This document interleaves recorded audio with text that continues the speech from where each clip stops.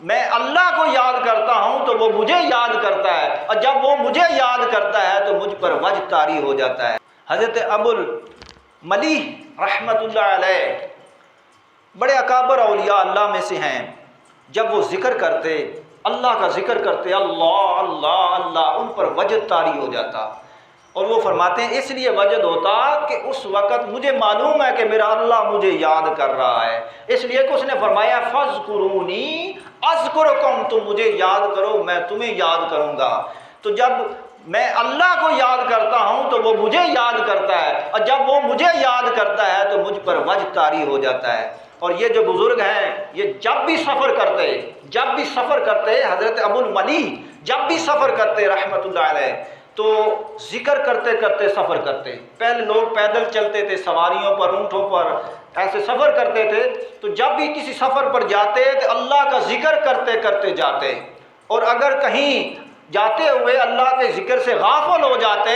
تو وہیں سے واپس آ جاتے، دوبارہ سے سفر شروع کرتے، اللہ کا ذکر کرتے کرتے دوبارہ سے سفر شروع کرتے اور اللہ کا ذکر کرتے، اور فرماتے ہیں کہ میں چاہتا ہوں کہ جب میں جس خطہ زمین سے گزروں، زمین کے جس کونے سے گزروں تو میں ذکر کرتا ہوا جاؤں، تاکہ قیامت کے دن یہ جو خطے ہیں، زمین کے یہ ٹکڑے ہیں، یہ گواہی دے سکے میرے ذکر الہی کرنے پر۔ فرمایا لا یذکرون اللہ الا قلیلا، جو منافق ہیں وہ اللہ کا ذکر بہت تھوڑا کرتے ہیں، اور مومنوں کو نصیحت کی جا رہی ہے کہ تم اللہ کا ذکر زیادہ کیا کرو، کثرت کے ساتھ اللہ کا ذکر کیا کرو۔ ذکر جو ہے نا یہ عربی کا لفظ ہے ذکر، اور اس کا معنی ہے یاد کرنا، بھولی ہوئی چیز کی یاد تازہ کرنا، یعنی ذہن کے اندر اسے بار بار لانا۔ اور دینی اصطلاح میں اس سے مراد ہے اللہ کو یاد کرنا۔ دیکھیں انسان ہمیشہ اس چیز کو یاد کرتا ہے جس کے ساتھ اس کا گہرا تعلق ہوتا ہے۔ تو قرآن مجید کے اندر اللہ رب العزت نے متعدد مقامات پر ذکر کی فضیلت اور ذکر کی اہمیت بیان فرمائی ہے قرآن مجید کے اندر۔ تو ایک مقام پر سورۃ البقرہ میں ارشاد فرمایا فاذکرونی اذکرکم، تم میرا ذکر کرو میں تمہارا ذکر کروں گا۔ حضرت شیخ نباتی، حضرت ثابت نباتی رضی اللہ تعالیٰ عنہ وہ فرماتے ہیں کہ مجھے پتہ ہے کہ میرا رب مجھے کب یاد کرتا ہے، میرا رب مجھے کس وقت یاد کرتا ہے، مجھے معلوم ہے، مجھے پتہ ہے۔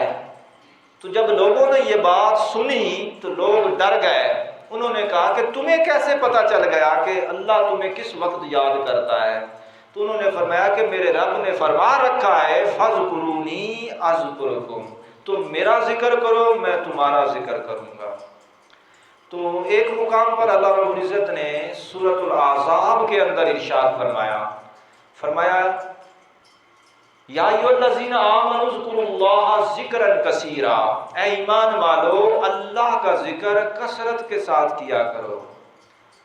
اور پھر ایک اور مقام پر سورۃ آل عمران میں اللہ رب العزت نے ارشاد فرمایا الذین یذکرون اللہ قیاما وقعودا وعلی جنوبہم،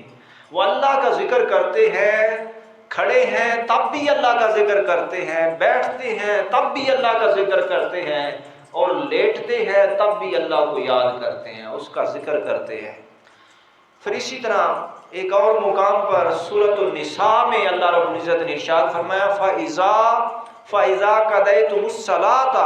فَاذْكُرُوا اللَّهَ قِيَامًا وَقُعُودًا وَعَلَى جُنُوبِهِمْ،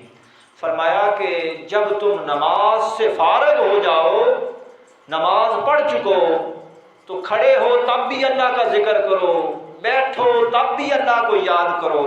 لیٹو تب بھی اللہ کو یاد کرو۔ حضرت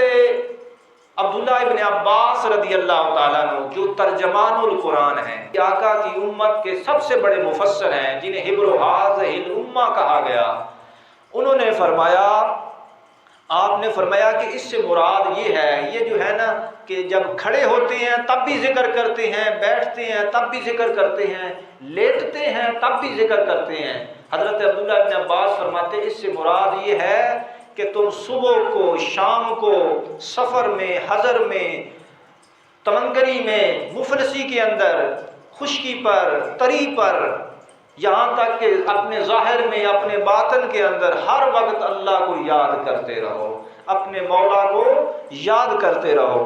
پھر اسی طرح اللہ رب العزت نے سورۃ نساء کے اندر ہی منافقوں کی مذمت کرتے ہوئے ارشاد فرمایا، منافقین کی مذمت کرتے ہوئے فرمایا لا یذکرون اللہ، فرمایا لا یذکرون اللہ الا قلیلا، جو منافق ہیں وہ اللہ کا ذکر بہت تھوڑا کرتے ہیں۔ منافق جو ہیں وہ اللہ کا ذکر تھوڑا کرتے ہیں، اور مومنوں کو نصیحت کی جا رہی ہے کہ تم اللہ کا ذکر زیادہ کیا کرو، کثرت کے ساتھ اللہ کا ذکر کیا کرو۔